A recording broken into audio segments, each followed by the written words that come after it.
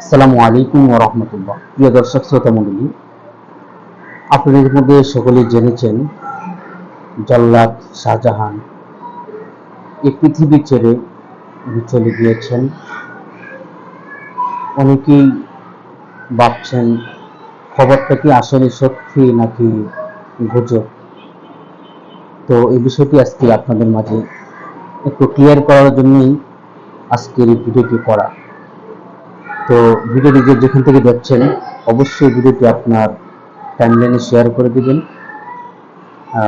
সত্যি যে খবরটা সেটি আপনারা জেনে যাবেন।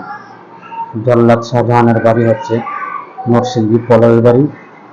উনি দীর্ঘ 40 বছর, যেমন যৌবন কাল থেকে নিয়ে ওনার 40টি বছর উনি কারাবন্দী ছিলেন।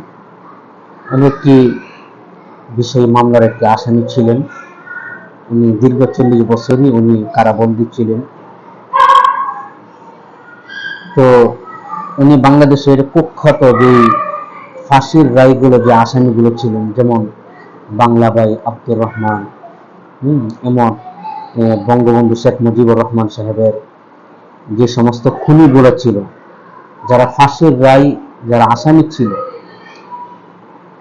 এই সমস্ত ব্যক্তিদেরকে ফাঁসি দিয়েছেন এই জল্লাদ শাহজাহান। প্রায় 26 জনকে উনি ফাঁসি দিয়েছেন। উনি স্পষ্টভাবে উনি বলেছেন, এই দুনিয়াটা আমি জেলখানায় অনেক ভালো ছিলাম। উনি ওইখান থেকে আসার হয়তো 1-1.5 বছর উনি একটু মুক্ত বাতাসে ছিলেন, বেশি একটু ভালো ছিলেন। অনেক মানুষ তাকে একটু সহযোগিতা করে তাকে একটি ব্যবসা করার একটি সুযোগ দিয়েছিলেন, কিন্তু সেটা উনি ভালো করে করতে পারেনি। এমন একটি মেয়ের ফান্দে উনি পড়েছিলেন, টিকটকার একটি মেয়ে, তার জীবনটা শেষ করে দিয়েছে একদম। তো ওনার এই পৃথিবীতে আর কেউ নেই। উনি পৃথিবীর মায়া ত্যাগ করে উনি চলে গিয়েছেন। তো অনেকেই বলছেন ওনার এই খবরটা নাকি গুজব নাকি সত্যি। উনি মৃত্যুবরণ করেছেন। তো ওনার জন্য আমরা দোয়া করি, আল্লাহ পাক রব্বুল আলামিন ওনাকে যেন জান্নাতে উচ্চ মাকাম দান করেন। ওনার স্ত্রী একজন ছিলেন, এখন নেই। ওনার জীবনটা এভাবেই শেষ হয়ে গিয়েছে। তো আমরা সকলে দোয়া করি, আল্লাহ পাক রব্বুল আলামিন ওনাকে যেন জান্নাতে উচ্চ মাকাম দান করেন।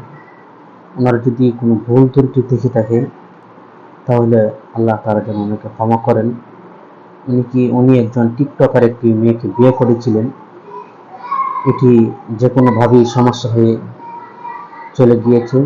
এরপরে হয়তো উনি আরেকজনের কাছে উনি গিয়েছিলেন। তো যাক, এটা বলতে গেলে অনেক কাহিনী। আল্লাহ তাআলা আমাদের সবাইকে যেন সঠিক বুঝ দান করেন। সকলে ভালো থাকবেন। আসসালামু আলাইকুম ওয়া রাহমাতুল্লাহ।